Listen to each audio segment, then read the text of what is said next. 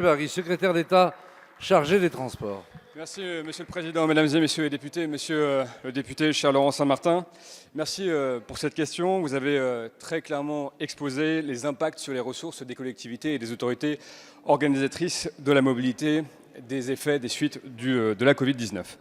Les moindres recettes sont essentiellement de deux ordres, vous l'avez dit, les pertes du versement mobilité et les pertes de recettes tarifaires.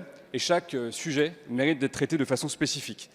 S'agissant du versement mobilité, vous aurez noté que des acomptes ont pu être fournis, délivrés pour les mois d'avril et de mai suite à l'intervention de l'État auprès de l'ACOS.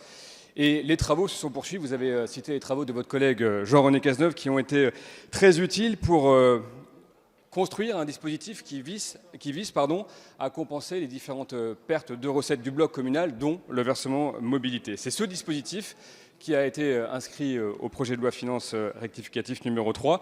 Et le montant nécessaire, c'est-à-dire environ 500 millions d'euros, sera alloué aux collectivités concernées. S'agissant des pertes de recettes tarifaires, un point précis devrait être réalisé au courant du second semestre en lien avec les AOM concernés, quand nous aurons une vision plus précise de la dynamique de la reprise du trafic. S'agissant plus spécifiquement d'Île-de-France Mobilité, je veux d'abord saluer votre engagement et votre action.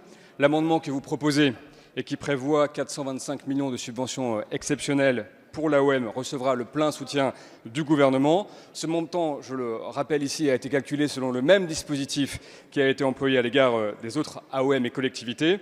Il permettra, dès l'adoption de la loi de finances rectificative, à Île-de-France Mobilité de poursuivre ses versements à la RATP et à la SNCF. Et une clause de revoyure est prévue d'ici à la fin de l'année et l'État ajustera, le cas échéant, son versement en 2021. Monsieur le rapporteur général, l'État poursuit sa politique en faveur des transports du quotidien et je vous confirme que partout en France, les transports collectifs continueront à rouler les semaines qui viennent, les mois qui viennent. Merci, monsieur.